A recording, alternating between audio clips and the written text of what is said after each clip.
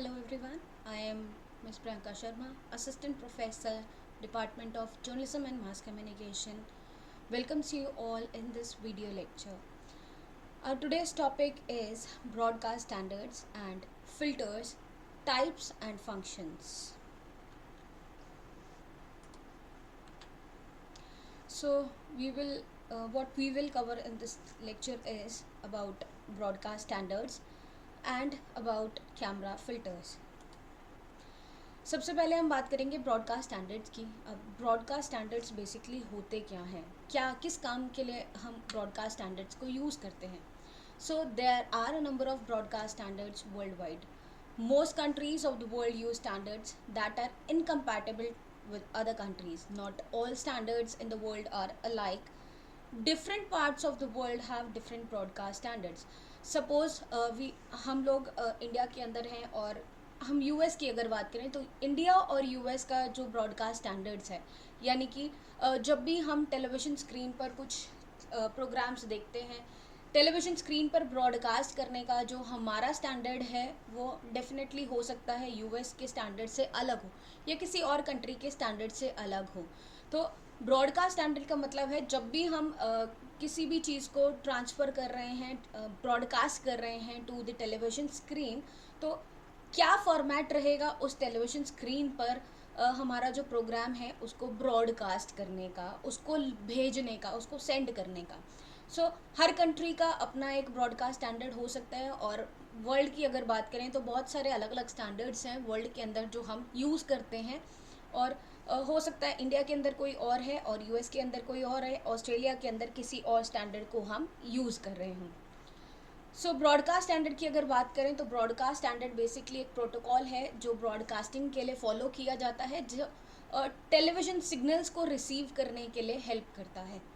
Television set requires a source of reference signals that tell the TV receiver to be ready to receive next picture in the stream of image.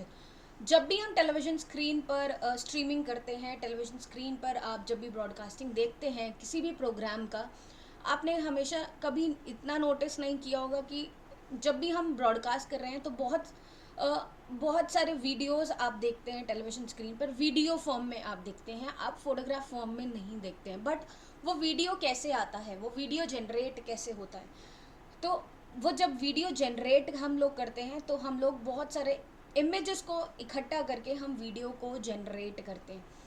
हम उसके बारे में पढ़ने वाले हैं कि frame rate क्या होता है. फ्रेम रेट जब भी हम टेलीविज़न स्क्रीन पर कोई इमेज देखते हैं या हम वीडियो देखते हैं तो वो किस फ्रेम के अंदर क्या उसका फ्रेम रेट होता है, कितने इमेजेस एक बार में हम देखते हैं, क्या उसका स्टैंडर्ड है कि अगर मैं इंडिया के अंदर टेलीविज़न देख रही हूँ तो इंडिया के अंदर हम कौन से स्टैंडर्ड को यूज़ करते हैं और क्या उस स्टैंडर्ड का बेसिक है. बेसिकली हम वो बात करेंगे, क्या वो प्रोटोकॉल है जो हम फॉलो करते हैं एज इंडियंस और as film makers in India.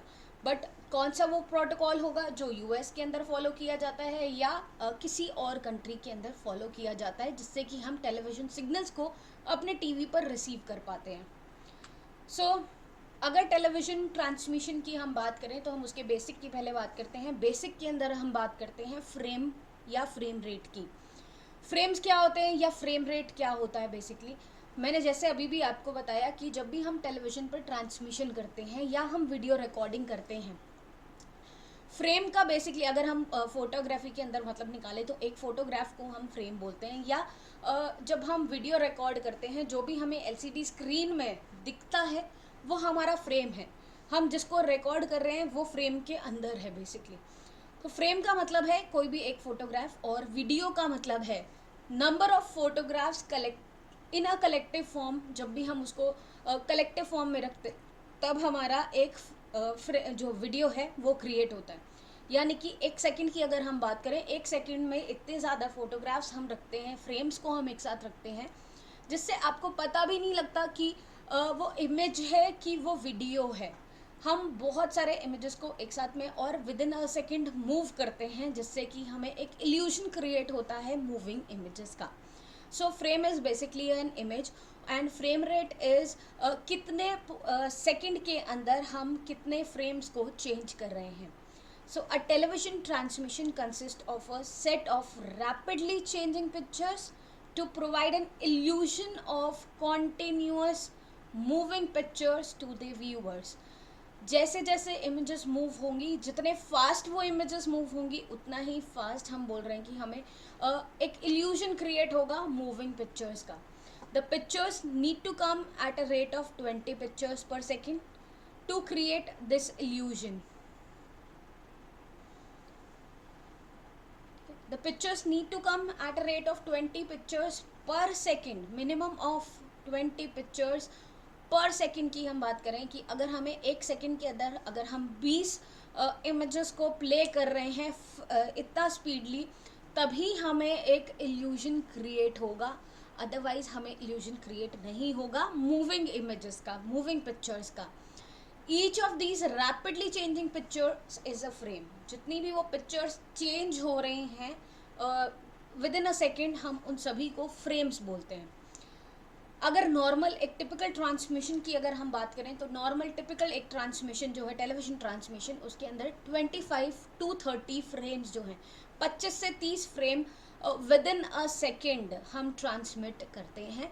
तभी हमें जो हम टेलीविज़न पर स्क्रीन पर देखते हैं, वीडियोस को देखते हैं, वो वीडियोस तभी हमें बहुत क्लैरिटी के साथ में दिखती हैं और वो पिक्चर्स मूविंग हमें दिखती हैं. ठीक है, जिसकी वजह से हमें इल्यूजन क्रिएट होता है कि जो वीडियो है वो वीडियो फॉर्म में है, वो मूविंग पिक्चर्स के फॉर्म में है. नेक्स्ट बेसिक की अगर हम बात करें टीवी ट्रांसमिशन के अंदर, तो वो है लाइंस. लाइंस बेसिकली अब क्या होती हैं, जब भी टेलीविज़न स्क्रीन हम देखते हैं, हम अगर बेसिक की या थोड़ा टेक्निकल वर्क की बात करें, तो जो टेलीविज़न स्क्रीन है हमारी, वो कुछ लाइंस से क्रिएट होती हैं. ठीक है, और जो भी इमेज है वो भी हमारी कुछ लाइंस के साथ में क्रिएट होती हैं, जो कि बहुत क्लोजली प्लेस्ड लाइन होती हैं, स्पेस लाइन होती हैं. हर फ्रेम के अंदर, जितने भी फ्रेम हम फोटोग्राफ क्लिक करते हैं, सभी के अंदर कुछ लाइंस होती हैं. फॉर एग्जांपल अगर हम बात करें सिंपल एक इमेज की, आपने पिक्सल्स के बारे में सुना होगा कि अगर हम इमेज को एनलार्ज करते हैं, बहुत ज़्यादा एनलार्ज करते हैं, तो आपको छोटे छोटे पिक्सल्स दिखाई देते हैं. उसके अंदर क्या होता है, क्रॉसिंग लाइंस होती हैं बेसिकली. तो लाइंस की अगर हम बात करें तो वो वही लाइंस हैं. These lines are scanned from left to right and top to left. जब भी वो लाइन को हम टेलीविज़न पर ट्रांसमिट करते हैं या किसी इमेज को हम ट्रांसमिट करते हैं, तो लाइंस जो होती हैं वो लेफ़्ट टू राइट स्कैन की जाती हैं और टॉप टू बॉटम वो स्कैन होती हैं. तभी उसके बाद ही वो हमें टेलीविज़न स्क्रीन पर वो दिख पाती हैं. तो एक टिपिकल पिक्चर की अगर हम बात करें, टीवी के एक टिपिकल पिक्चर की बात करें, तो उसके अंदर मिनिमम 525 लाइंस और मैक्सिमम 625 जो लाइंस हैं वो होती हैं. तो यानी कि 525 to 625 लाइंस एक टिपिकल फ्रेम के अंदर, टीवी पिक्चर के फ्रेम के अंदर मिलती हैं आपको. सो अगर इन लाइंस की हम बात करें, तो ये लाइंस जो होती हैं, जब लाइंस की को हम काउंट करते हैं या जब लाइंस को हम शो करते हैं टीवी पर, जो फर्स्ट फ्रेम होता है वो ऑड नंबर से शुरू होता है. यानी कि जो 625 लाइंस हैं उसके अंदर जो सिर्फ ऑड नंबर्स हैं, 1, 3, 5 और हमारा 7, 9, 11, इस तरीके से जो ऑड नंबर की लाइंस हैं, सबसे पहले वो डिस्प्ले होती हैं. नेक्स्ट फ्रेम जो आता है उसके अंदर इवन नंबर की लाइंस डिस्प्ले होती हैं. फिर नेक्स्ट फ्रेम में ऑड, फिर इवन, ऑड, इवन. इस तरह से क्या होता है कि हमारा जो फ्रेम है, जो इमेज हमें टेलीविज़न पर दिखाई दे रही है, वो कहीं से फेड नहीं होती है, वो प्रॉपर हमें दिखाई देती है, क्योंकि हर चीज़ को हम, हर लाइन को हम वहाँ कवर करते हैं. अदरवाइज़ अगर हम इस तरीके से एक ही बारी में सारी लाइंस को शो करेंगे, तो इमेज जो है या जो हमारा वीडियो है वो कहीं ना कहीं फेड होता हुआ नज़र आएगा, वो दिखना बंद हो जाएगा. जैसे कि हम एक एग्जांपल ले सकते हैं कि जब हम लोग कंप्यूटर पर भी लिखना शुरू करते हैं, तो अगर हम किसी लाइन को ऊपर भेजते रहते हैं, तो ऊपर की लाइन हमने टाइप किया, बट जैसे जैसे हम नीचे आते हैं ऊपर की चीज़ें गायब होनी शुरू हो जाती हैं. एग्जैक्टली सेम यहाँ पर भी होता है, वही लाइंस का काम है. To avoid this the frame carries, first frame carries the odd numbered line. जैसे हमने अभी बात की कि फर्स्ट फ्रेम जो है वो ऑड नंबर की लाइंस को कैरी करेगा, जो नेक्स्ट फ्रेम होगा वो इवन नंबर की लाइन को फ्रेम करेगा, यूज़ करेगा. और इस यूनिफॉर्मिटी को अगर हम बोलें पिक्चर के अंदर, तो हम इसको इंटरलेसिंग बोलते हैं, लाइन इंटरलेसिंग, जिसकी वजह से वो इमेज हमें प्रॉपरली दिखाई देता है, कहीं से फेड नहीं होता है। नेक्स्ट अगर हम बात करें तो हमारे पास 3 मेन ब्रॉडकास्ट स्टैंडर्ड्स हैं जो वर्ल्ड वाइड हम बोलें अगर यूज़ होते हैं। तो first one is the NTSC standard. NTSC is your National Television Standards Committee. Second one is your PAL, Phase Alternate Lines, and third one is your CCAM, Sequential Color with Memory. तो ये 3 हमारे पास standards हैं जो हम world wide use करते हैं, और ऐसा ज़रूरी नहीं है कि हर एक कंट्री के अंदर एक ही यूज़ होता हो। किसी कंट्री के अंदर NTSC अगर यूज़ हो रहा है तो किसी के अंदर PAL यूज़ हो रहा है, तो कहीं हो सकता है CCAM भी यूज़ हो रहा हो। तो अलग कंट्री के अंदर अलग ब्रॉडकास्ट स्टैंडर्ड यूज़ हो सकता है। और जब हम इन 3 ब्रॉडकास्ट स्टैंडर्ड्स की बात कर रहे हैं या किसी भी ब्रॉडकास्ट स्टैंडर्ड की अगर हम बात कर रहे हैं, तो हम ये बोलते हैं कि जिस कंट्री के अंदर NTSC सिस्टम चलता है वहाँ पर PAL ऑपरेट नहीं होता है, या उन टेलीविज़न स्क्रीन पर PAL में रिकॉर्ड की हुई वीडियोस प्ले नहीं होती हैं। Exactly same with the PAL, जहाँ पर PAL के अंदर हम रिकॉर्डिंग करते हैं या डिस्प्ले करते हैं वहाँ पर NTSC फॉर्मेट यूज़ नहीं होता है, and same with the CCAM। तो तीनों ही एक दूसरे के ऑल्टरनेट हैं, ठीक है। एक अगर यूज़ हो रहा है तो दूसरा नहीं होगा, अगर एक दूसरा यूज़ हो रहा है तो नेक्स्ट वन यूज़ नहीं होगा। तो कोई भी एक ही स्टैंडर्ड आपके यहाँ पर आपकी टेलीविज़न स्क्रीन पर यूज़ होगा। सबसे पहले बात करते हैं NTSC फॉर्मेट की, यानी कि नेशनल टेलीविज़न स्टैंडर्ड्स कमेटी की। Basically national television standards committee की जब हम बात करते हैं तो ये बेसिक हमारा US का हम इंट्रोड्यूस किया हुआ एक स्टैंडर्ड है, जिसको 1940s में इंट्रोड्यूस किया गया था, और सबसे पहले ये स्टैंडर्ड फिट किया गया था कि यही स्टैंडर्ड अब हम यूज़ करेंगे US के अंदर। इसके अलावा और कोई प्रोटोकॉल टेलीविज़न ब्रॉडकास्टिंग के लिए हम यूज़ नहीं करेंगे। इसके अलावा अगर हम बोलें कि US के साथ साथ कनाडा भी इसको यूज़ करता है, जापान भी यूज़ करता है, और बहुत सारी कुछ और कंट्रीज़ हैं जो इस सिस्टम को यूज़ करती हैं। NTSC की अगर बात करें तो टेक्निकल फॉर्म में अगर बात करें तो NTSC फॉर्मेट के अंदर जो लाइंस हमने अभी बात की थी, लाइंस और फ्रेम्स की बात की थी, तो यहाँ पर लाइंस जो ये सिस्टम यूज़ करता है वो होती हैं 525 लाइंस, ठीक है। इसके साथ साथ जो फ्रेम रेट की हमने बात की थी, यहाँ पर उनका फ्रेम रेट होता है 30 फ्रेम्स पर सेकेंड। 525 लाइंस को यूज़ करता है और 30 फ्रेम्स पर सेकेंड के हिसाब से ये यूज़ करता है ब्रॉडकास्टिंग के लिए। अगर हम बात करें इन कंपेयर करें इस चीज़ को PAL से या CCAM से, तो वहाँ से इसका फ्रेम रेट ज़रूर ज़्यादा है, वहाँ फ्रेम रेट थोड़ा कम होता है, बट जो लाइंस है यहाँ पर वो कम है एज कंपेरिजन टू PAL और CCAM। जब हम लोग फ्रेम की बात करते हैं तो जितना ज़्यादा फ्रेम रेट होगा उतना ही हमें फ्लिकरिंग कम दिखाई होता है। फ्लिकरिंग जो है टेलीविज़न स्क्रीन पर वो रिड्यूस हो जाती है। बट अगर लाइंस की बात करें, जैसे पिक्सल्स की हम बात करते थे कि जितने ज़्यादा पिक्सल्स उतनी ही क्वालिटी अच्छी, उतना ही रेजोल्यूशन अच्छा, वैसे ही हम यहाँ लाइंस की बात करते हैं कि जितनी ज़्यादा लाइंस उतना ही रेजोल्यूशन अच्छा। तो 525 हमने मिनिमम बात की थी कि 525 लो मिनिमम होती हैं, यानी कि रेजोल्यूशन जो है वो ज़्यादा अच्छा नहीं है, वो लोअर रेजोल्यूशन है, बट फ्रेम रेट जो है वो ज़्यादा है, जिसकी वजह से जो फ्लिकरिंग होती है इमेजेस को चेंज होने में वो नहीं होती है। ये इस सिस्टम की अगर बात करें तो हम इसको एक और नाम देते हैं नेवर द सेम कलर। हमने ये नाम इस सिस्टम को इसीलिए दिया बिकॉज NTSC के अंदर जब भी हम रिकॉर्डिंग करते हैं और जब हम उसको ब्रॉडकास्ट करते हैं, तो जो कलर्स हैं, जब हमने रिकॉर्डिंग किया तब और जब हमने उसको ब्रॉडकास्ट किया तब, दोनों के अंदर जो कलर्स हैं वो डिफ्रेंशिएट करते हैं हल्के। एग्जैक्टली सेम कलर्स नहीं आते हैं जो हमने रिकॉर्डिंग किया और जब हम उसको आगे ब्रॉडकास्ट कर रहे हैं तब, इसीलिए हम उसको बोल रहे हैं नेवर द सेम कलर। कभी भी सेम कलर नहीं आता है, हमेशा वेरिएशंस आती हैं आपके कलर के अंदर जब भी आप ब्रॉडकास्ट करते हैं तब। NTSC स्टैंडर्ड की बात करें तो NTSC स्टैंडर्ड के अंदर जब हम लोग फ्रेम रेट्स की बात करते हैं, 30 फ्रेम पर सेकंड की हमने बात की, तो यहाँ पर 30 फ्रेम्स पर सेकंड का मतलब है 30 फुल फ्रेम्स हम यूज़ करते हैं।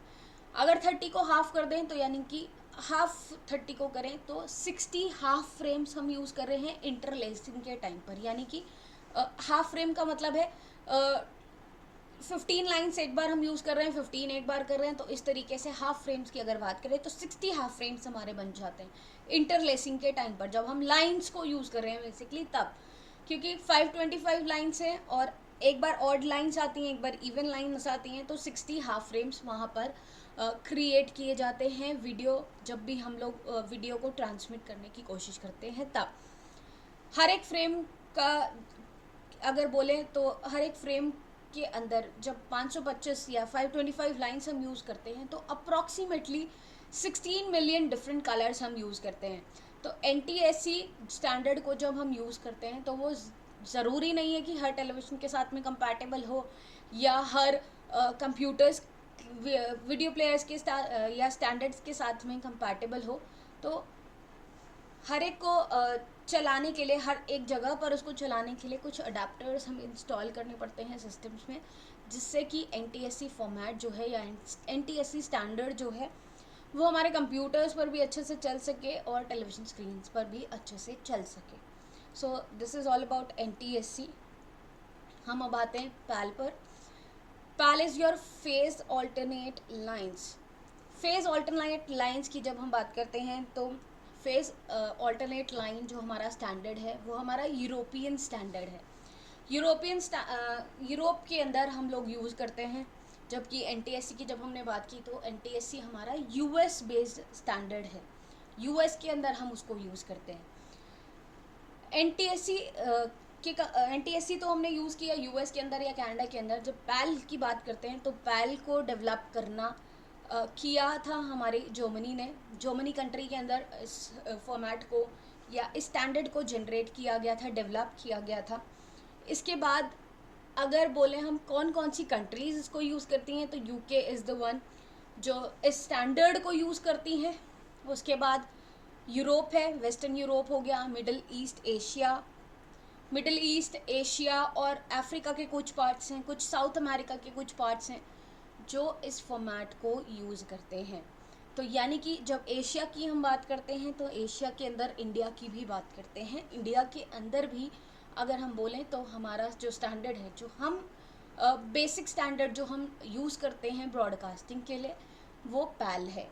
अब पैल के अंदर जब हमने बात की, पैल जैसे NTSC 1940 के अंदर इंट्रोड्यूस किया गया या डेवलप किया गया। पैल को जब डेवलप किया गया जर्मनी के अंदर तो वो 1967 के अंदर उसको डेवलप किया गया। अब पैल का स्टैंडर्ड जो है वो थोड़ा सा हाई है in comparison to NTSC in terms of resolution, क्योंकि जब हम पैल के अंदर जो लाइन्स हम यूज़ करते हैं वो NTSC से ज़्यादा लाइन्स है। यानी कि हम यहाँ पर 625 लाइन्स को यूज़ करते हैं पर फ्रेम,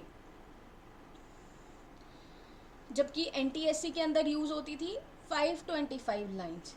बट यहाँ पर अगर हम फ्रेम रेट की बात करें तो NTSC के अंदर 30 फ्रेम्स हम यूज़ करते थे पर सेकेंड, बट यहाँ पर हम यूज़ कर रहे हैं 25 फ्रेम्स पर सेकेंड के हिसाब से।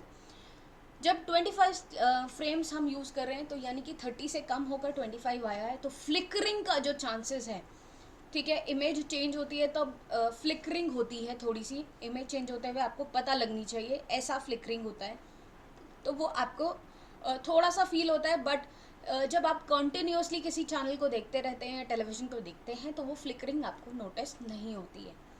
सो पैल ऑफर्स नोटिसेबल इम्प्रूव्ड रेजोल्यूशन। पैल के अंदर रेजोल्यूशन जो है वो ज़्यादा अच्छा है। कलर स्टेबिलिटी है पैल के अंदर जो कि NTSC के अंदर नहीं है, ठीक है। और फ्लिकरिंग जो है वो हमने बात की कि जैसे 25 फ्रेम्स पर रेट हैं तो थोड़ा बहुत फ्लिकरिंग होता है, बट जैसे जैसे हम टेलीविज़न को देखते रहते हैं, कंटिन्यूसली देखते रहते हैं, तो वो फ्लिकरिंग हमें नोटिसेबल नहीं होती है। तो हमारी आइज़ जो हैं उसको यूज्ड टू हो जाती हैं और वो देखती रहती हैं। लास्ट बात करेंगे CCAM की, यानी कि sequential colour with memory. CCAM क्या है, CCAM कहाँ का ब्रॉडकास्ट सिस्टम है, उसकी बात करते हैं। सीक्वेंशियल कलर विद मेमोरी, जैसे आपको नाम के अंदर भी कुछ कलर से रिलेटेड आ रहा है, एग्जैक्टली वैसे ही इसका काम है। सी कैम का काम मेन जो है वो एनटीएससी का जो सिस्टम, एनटीएससी का जो डिफ़ॉल्ट प्रॉब्लम था कि वो कलर्स उसके अंदर वेरिएट होते थे हर बार जब भी आप देखते हैं, वो चीज़ को रिमूव करने के लिए सी कैम को क्रिएट किया गया। और सी कैम बेसिकली हम बोलें तो वो फ्रांस के अंदर इंट्रोड्यूस किया गया था 1967 के अंदर, और आज भी वो वहाँ पर यूज़ होता है। तो फ्रांस के साथ साथ रशिया के अंदर और कुछ पार्ट्स ऑफ अफ्रीका के अंदर और ईस्टर्न यूरोप के अंदर इस स्टैंडर्ड को यूज़ किया जाता है। इस स्टैंडर्ड के अंदर बेसिक जो इसका मेन पॉजिटिव साइड अगर हम बोलें तो वो ये है कि कलर जो है इसका, वो इसकी मेमोरी के अंदर जब भी हम इसके थ्रू शूट करते हैं तो मेमोरी के अंदर वो कलर को सेव करता है, स्टोर करता है, जिससे कि कलर डिफ्रेंशिएशन जो है वो नहीं होता है जब भी हम उसको प्ले करते हैं। इसके अलावा बिल्कुल पैल के साथ इसका कंपैरिजन करें तो बिल्कुल सिमिलर है। 625 लाइंस इसके अंदर भी यूज़ होती है और 25 फ्रेम्स पर सेकेंड इसके अंदर भी यूज़ होता है, तो वो ऑलमोस्ट सिमिलर है पैल की तरह। तो रेजोल्यूशन की बात करें तो वो एग्जैक्टली अच्छा है रेजोल्यूशन, और फ्लिकरिंग थोड़ा बहुत इसके अंदर भी होता है, बट हम यूज टू हो जाते हैं जैसे जैसे हम यूज़ करते हैं। तो this is all about broadcast standards. 3 broadcast standards हमने पढ़े, NTSC, PAL and SECAM. तीनों अलग अलग पर्पसेस के लिए यूज़ होते हैं, अलग अलग कंट्रीज़ के अंदर यूज़ होते हैं। एक दूसरे का हम बोलें तो कंट्री के अंदर वो जाते नहीं हैं, जो जहाँ यूज़ हो रहा है वो वहीं यूज़ होता है, और अपने स्टैंडर्ड को ही वो कंट्रीज़ फॉलो करती हैं।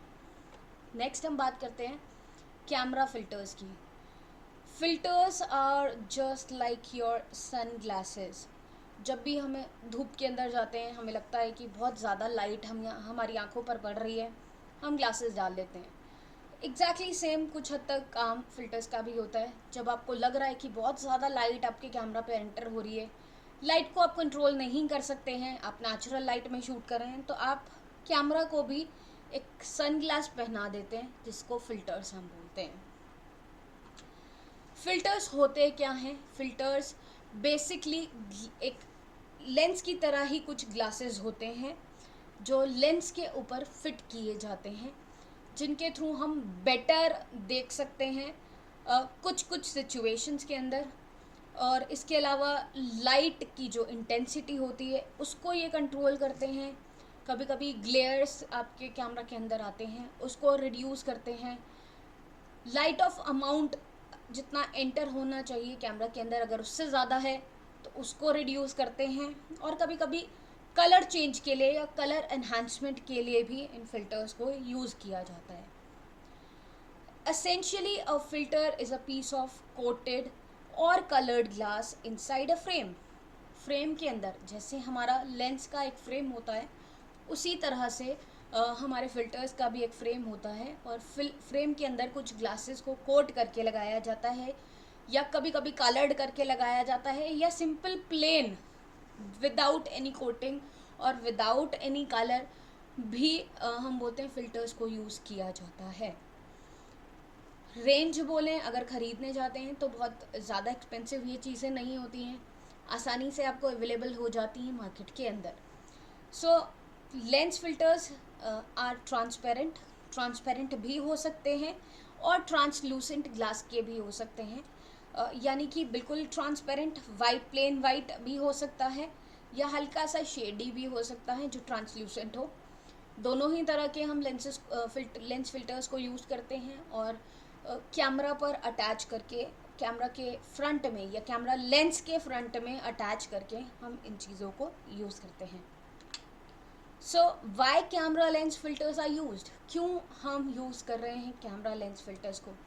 4 मेन मोटिव होते हैं यूज़ करने के लिए: हमारे लेंस को प्रोटेक्ट करने के लिए, कलर्स को एनहांस करने के लिए, एक्सपोजर को करेक्ट करने के लिए, और कभी कभी एक नया इम्पैक्ट ऐड करने के लिए, हमारे जो भी हम रिकॉर्ड कर रहे हैं इमेज या हमारे वीडियो को उन पर डालने के लिए। तो मेन 4 हमारे यूजेस होते हैं लेंस फिल्टर्स के। लेंस को प्रोटेक्ट करना, कलर एनहांस करना, एक्सपोजर कंट्रोल करना और न्यू इम्पैक्ट डालना किसी भी इमेज पर। अब different kinds of lens filters की बात करते हैं। 4 तरह के बेसिकली लेंस फिल्टर्स आते हैं। Screw on filters, drop in filters, square filters, rectangular filters. Screw on का फिल्टर्स का मतलब है जैसे किसी हम लेंस को कैमरा के ऊपर लगाते हैं रोटेट कर कर, एग्जैक्टली वैसे ही हम हमारे जो स्क्रू ऑन फिल्टर्स होते हैं उनको लगाते हैं कैमरा के लेंस के फ्रंट पर, रोटेट करके हम फिक्स करते हैं हमारे स्क्रू ऑन फिल्टर्स को। ड्रॉप इन फिल्टर्स होते हैं कि सिर्फ हमें ऊपर से ड्रॉप करना होता है, कहीं फिट करने का उनको नहीं होता, आगे कोई प्लेट होती है और उसके ऊपर हम फिट कर लेते हैं, बस इतना सा काम होता है हमारे ड्रॉप इन फिल्टर्स का। स्केयर फिल्टर्स स्केयर फॉर्म में होते हैं, जो एग्जैक्टली आगे आपके कैमरा के आगे लेंस के आगे लग जाते हैं। और रेक्टेंगुलर फिल्टर्स रेक्टेंगुलर शेप्स के अंदर होते हैं। तो ये अलग अलग तरह के फिल्टर्स हैं, अलग अलग पर्पसेस के लिए यूज़ होते हैं अलग अलग तरह के फिल्टर्स। अब types of camera lens filters की हम यहाँ बात करते हैं। तो हमारे पास different types of camera lens filters हैं, जिसके अंदर यूवी एंड स्काईलाइट फिल्टर्स आते हैं, पोलराइजिंग फिल्टर्स आते हैं, न्यूट्रल डेंसिटी फिल्टर्स होते हैं, ग्रेजुएटेड न्यूट्रल डेंसिटी फिल्टर्स होते हैं, color correcting filters and the special effect filters. So these are the 6 types of filters जो हम generally use करते हैं अलग अलग purposes के लिए। Starting with the UV and skylight filters. अब UV यानी कि अल्ट्रा वायलेट रेज की हम यहाँ बात कर रहे हैं UV के नाम से। जब भी हम कैमरा को यूज़ करते हैं सनलाइट के अंदर, तो हमें जैसे नॉर्मली भी पता है कि सनलाइट से अल्ट्रा वायलेट रेज भी बाहर आती हैं। तो यूवी फिल्टर्स को जनरली हम कैमरा लेंस को प्रोटेक्ट करने के लिए यूज़ करते हैं।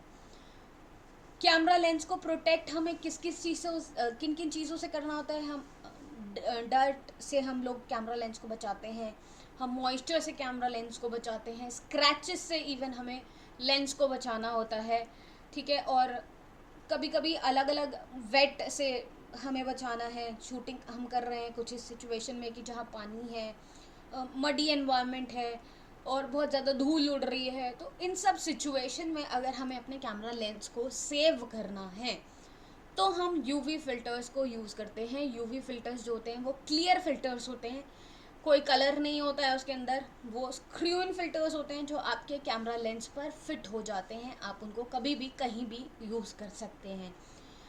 They are also easier to clean and will protect from dirt और dust getting into the front element. आपके कैमरा लेंस को बचाते हैं डर्ट और डस्ट से और ईजिली क्लीन किए जा सकते हैं। आप उनको रिमूव करें और आपको जैसे आप लेंस को क्लीन करते हैं एक्जैक्टली वैसे ही उनको क्लीन कर सकते हैं। Skylight filters are light filters की बात करते हैं। स्काईलाइट फिल्टर्स बहुत ज़्यादा यूज़ होते हैं जब भी हम लोग क्लियर ब्लू स्काई के अंदर यूज़ कर रहे हैं। क्लियर ब्लू स्काई के अंदर यूज़ करने का मतलब है बहुत ज़्यादा कुछ नहीं है, सन बाहर नहीं निकला हुआ है और क्लियर ब्लू स्काई है, वहाँ पर जनरली हम स्काईलाइट फिल्टर को यूज़ करते हैं, जिससे कि एक्सेसिव जो ब्लू टिंट होता है लाइट का, ठीक है, जो बादल का या स्काई का जो एक्सेसिव ब्लू टिंट होता है, ब्लू कास्ट होता है, उसको वो रिड्यूस करने में हेल्प करते हैं। और स्किन टोन्स जो होती हैं उनका भी कलर थोड़ा सा करेक्ट करते हैं और क्लियर हम लोग को एक इमेज हमारे सामने लेकर आते हैं। तो स्काईलाइट फिल्टर बेसिकली स्काई का जो कलर है उसको करेक्ट करने के लिए हम लोग यूज़ करते हैं। Next one is the polarising filters. Polarising filters की बात करें तो पोलराइजिंग बिल्कुल जैसे हम लोग सनग्लास की बात करते हैं, एग्जैक्टली सेम सनग्लास की तरह ही वो काम करते हैं। डेप्थ ऐड करते हैं किसी भी इमेज के अंदर, उस इमेज का थोड़ा सा कलर सैचुरेट करके और कुछ रिफ्लेक्शंस को रिड्यूस करके।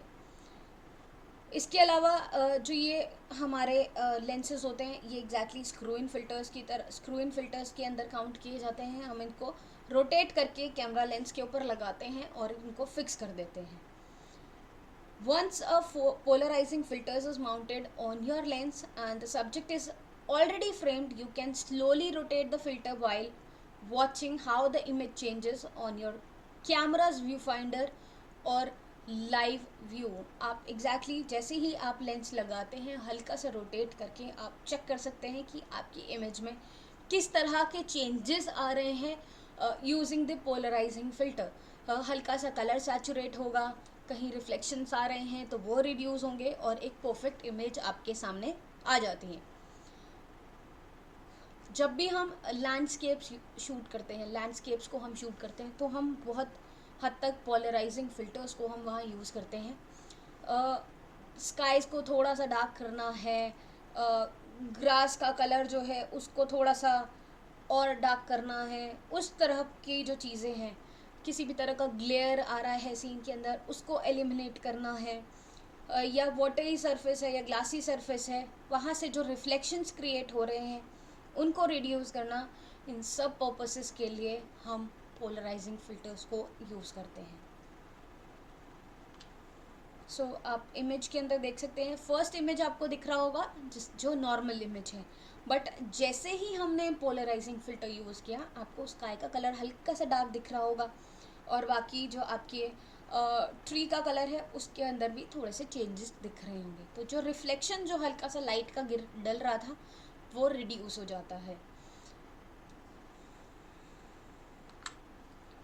Next one is the neutral density filter. ND filters की बात करते हैं तो एनडी फिल्टर्स आपके वीडियो कैमरास के अंदर भी प्री इंस्टॉल्ड आते हैं. कुछ लेवल्स होते हैं एनडी फिल्टर्स के जो वहाँ पर भी यूज़ होते हैं और अलग से भी आप कैमरास के सामने न्यूट्रल डेंसिटी फिल्टर को यूज़ कर सकते हैं. न्यूट्रल डेंसिटी फिल्टर्स जो बेसिकली होते हैं हमारे डार्क कलर्ड शीट्स होते हैं, जो लाइट का जो अमाउंट है उसको कम एंटर करने देते हैं हमारे लेंस के अंदर. तो लाइट जो है उसको उसके अमाउंट को रिड्यूस करने के लिए बेसिकली हम लोग हेल्प करता है neutral density filter. This includes excess sunlight and powerful light from studio flashes. चाहे स्टूडियो फ्लैशेस की लाइट हो या सनलाइट हो, दोनों को ही कम एंटर करने देता है या कंट्रोल करने के लिए हम इसको लाइट को कंट्रोल करने के लिए हम एनडी फिल्टर को यूज़ करते हैं. और एनडी फिल्टर्स के लिए किसी तरह की एडजस्टमेंट आपको लेंस पर नहीं करनी होता है, सिंपली फिट होते हैं, आप नॉर्मली यूज़ कर सकते हो. इसके अलावा आप जैसे इमेज के अंदर भी देख रहे होंगे कि एक बहुत ब्राइट व्यू है आपके सामने, लेकिन जैसे ही आपने न्यूट्रल डेंसिटी फिल्टर लगाया वो ब्राइट जो व्यू था वो थोड़ा सा नॉर्मलाइज हो गया. जो लाइट बहुत ज़्यादा एंटर हो रही थी वो कम एंटर हो रही है और एक क्लियर जो परफेक्ट व्यू है वो आपके सामने आ रहा है. आपकी इमेजेस को ओवर एक्सपोज होने से बचाता है आपका न्यूट्रल डेंसिटी फिल्टर अगर हम इसको यूज़ करते हैं जब भी. Next one is the graduated neutral density filter. Graduated neutral density filter की जब हम बात करते हैं तो ग्रेजुएटेड न्यूट्रल डेंसिटी फिल्टर्स हमारे अलग अलग तरह के होते हैं. बेसिकली 3 तरह के हमारे होते हैं, आगे पढ़ेंगे उनके बारे में. अब ये जो फिल्टर्स होते हैं ये डार्क और क्लियर का बैलेंस होते हैं, यानी कि ये सर्कुलर फॉर्म में नहीं होते हैं, ये रेक्टेंगुलर स्क्वायर फॉर्म में होते हैं. इनके अंदर जो ये फिल्टर्स होते हैं इन फिल्टर्स के अंदर हाफ जो फिल्टर होता है वो डार्क होता है, हाफ जो होता है वो एकदम क्लियर होता है. यानी कि हाफ के अंदर हम लोग का जो सीन है वो चेंज होगा और हाफ एग्जैक्टली सेम रहता है. एक्सपोजर कंट्रोल वहाँ से नहीं होता है. तो डार्क और लाइट का जो बैलेंस है वो हम इन फिल्टर्स के थ्रू मिलता है. सो GND filters have a vertical transition between dark and clear. कहीं पर डार्क और कहीं पर लाइट होता है या क्लियर होता है, just to balance the exposure between the sunny sky and the darker foreground.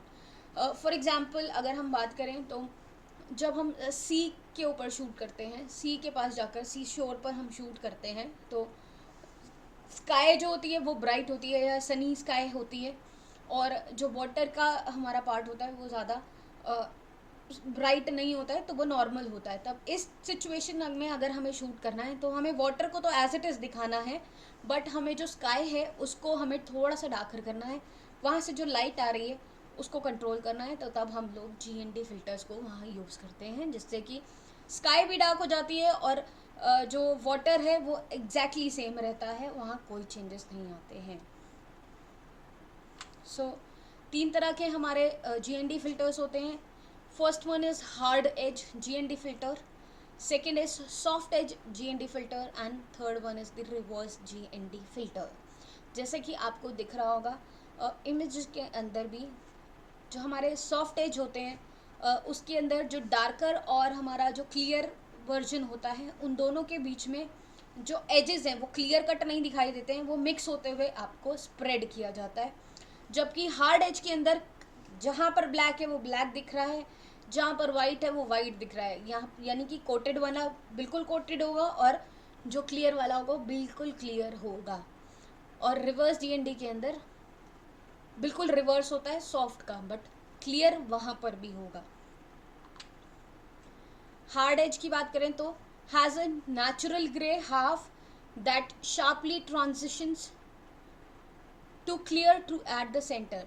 ठीक है, जैसे आपको स्क्रीन में दिख रहा होगा ऊपर का साइड बिल्कुल ग्रे होगा, बल्कि नीचे का बिल्कुल क्लियर होगा। तो half is grey and half one is the clear version. तो ऐसा कोई प्रॉब्लम होता नहीं है। सीन्स बहुत अच्छे से हम लोग रिकॉर्ड कर सकते हैं उसके अंदर। It is mostly use to balance out high contrast scene such as a flat horizon with bright sky and a darker foreground. आपको डार्कर फॉरग्राउंड के अंदर यूज़ करना है, डार्क फॉरग्राउंड लेना है और ब्राइटर स्काई लेना है, तो दोनों को हम लोग एडजस्ट कर सकते हैं थ्रू यूजिंग GND फिल्टर के अंदर भी हार्ड एज वाला filter. Next is soft edge filter. जैसे कि हमने बात की सॉफ्ट एज फिल्टर के अंदर जो कॉन्ट्रास्ट होता है बिटवीन ग्रे एंड क्लियर वो हल्का सा वो मिक्स होता है, वो आपको एग्जैक्टली हार्ड दिखता नहीं है। तो थोड़ा सा स्मूदर ग्रेडियंट होता है डार्क और क्लियर एरिया के बीच में। This filter is best use if the horizon is not perfectly straight और फ्लैट। अगर आपको लग रहा है कि बिल्कुल फ्लैट आपका हॉरिजॉन नहीं है, ऊपर नीचे है कहीं, तो आप इस फिल्टर को यूज़ कर सकते हो वहाँ पर और अपनी इमेजेस को और एनहांस कर सकते हो। रिवर्स GND फिल्टर की अगर बात करें तो जो फिल्टर है उसके अंदर रिवर्स फॉर्म के अंदर ये आता है। Special filter that landscape photographers use to shoot beautiful sunrises and sunsets when the sun is much closer to the horizon. तो सनसेट्स को और सनराइजेस को शूट करने के लिए जो हमारा रिवर्स GND फिल्टर है हम उसको यूज़ करते हैं। बट अनलाइक जो हमारा नॉर्मल GND फिल्टर होता है या हमारा हार्ड एज और हमारा सॉफ्ट एज फिल्टर होता है उसकी तरह नहीं होता है, थोड़ा सा डिफरेंट चेंज होता है इसके अंदर। हाफ वन इज़ बिल्कुल क्लियर और आधे वाले के अंदर भी हम बोल रहे हैं कि ऊपर की साइड में हमारा हल्का सा मिक्स एंड मैच होता है, जो ऊपर क्लियर और नीचे centre one is your darker one portion. तो वहाँ पर क्लैरिटी आपको चीज़ों की मिल जाती है जब भी आप सनराइज या सनसेट शूट कर रहे हैं तब। Next one is the colour correcting filters. Colour correcting filters यानी कि कलर करेक्शन के लिए कभी कभी यूज़ करना पड़ता है। अलग अलग कलर्स को हम चेंज करना चाहें तब भी हम यूज़ कर सकते हैं। डिफरेंट डिफरेंट कलर्स के अंदर फिल्टर्स आते हैं, उनको अगर हमें यूज़ करना है तो हम कर सकते हैं। अगर कलर करेक्टिंग फिल्टर्स को दूसरा नाम लें तो कूलिंग और वार्मिंग या कलर कन्वर्जन फिल्टर्स भी हम बोल सकते हैं, कलर कॉम्पनसेटिंग फिल्टर्स भी हम बोलते हैं, जो हमें सीन्स के अंदर अलग अलग कलर्स को चेंज करने में हेल्प करता है। Warming and cooling filters are great for correcting indoor lighting. अगर इंडोर लाइटिंग के अंदर हमें करेक्शन चाहिए तो परफेक्टली हम करेक्ट कर सकते हैं through using these filters and making your scene look gloomier or sunnier, while other colored filters are great for for bringing out certain hues in a scene. For example, अगर yellowish tint का अगर हम लोग colour correcting filter use कर रहे हैं indoor light के अंदर तो वो थोड़ा ब्राइट सनी डे का फील देगा। ब्लूइश टिंट का अगर यूज़ कर रहे हैं तो वो कूल आपको लुक देगा। तो इसी तरह से हम अलग अलग फिल्टर्स, रेड कलर यूज़ कर रहे हैं रेट्रो लुक देने के लिए, तो अलग अलग कलर करेक्टिंग फिल्टर्स को हम यूज़ कर सकते हैं। Last one is your special effect filters. Special effects कभी कभी अगर हमें सीन के अंदर देना है तो उस पर्पज़ के लिए हम यूज़ करते हैं। स्पेशल इफ़ेक्ट फ़िल्टर्स बेसिकली हमें कभी कभी स्टार्स का ग्लेयर देने के लिए, क्रिसमस लाइट्स जैसा स्ट्रीट लाइट पर हमें लाइट को ग्लेयरिंग कराने के लिए, ग्लेयर लाइट को कराने के लिए, लाइट का रिफ्लेक्शन देने के लिए, फ्लेयर्स लाने के लिए लाइट के अंदर, ट्विंकलिंग लाइट दिखाने के लिए, इस तरह के लिए हम लोग स्पेशल इफ़ेक्ट फ़िल्टर्स को यूज़ करते हैं। जो सबसे पॉपुलर स्पेशल इफ़ेक्ट फ़िल्टर होता है वो होता है स्टार बर्स्ट फ़िल्टर, जो एफर्टलेसली ऐड करता है एक noticeable twinkle to the image to highlight for the highlights and light sources such as street lamps and Christmas lights. तो स्टार बर्स्ट फिल्टर जो होता है वो सबसे ज़्यादा यूज़ होता है। इसके अलावा हम बोलते हैं कि 2, 4, 6 और 8 पॉइंटेड स्टार्स को भी हम लोग लाइट फ्लेयर के तौर पर यूज़ करते हैं। तो these are the special effect filter जो आपकी इमेज के अंदर एक स्पेशल इफ़ेक्ट देता है और कोई चेंजेस आपकी इमेज के अंदर नहीं करता है, सिर्फ और सिर्फ स्पेशल इफ़ेक्ट के लिए ही ये यूज़ होता है। So thank you so much. आज का लेक्चर यहीं ख़त्म होता है। होप आप लोगों को सभी टॉपिक्स क्लियर हुए हों। अगर आपको लगता है कि आपको कहीं भी कोई भी प्रॉब्लम है, आप डेफिनेटली अपने क्वेश्चन राइज कर सकते हैं और मेल कर सकते हैं मुझे गिवन ईमेल एड्रेस पर। So thank you so much. मिलते हैं अगले लेक्चर के लिए। Thank you.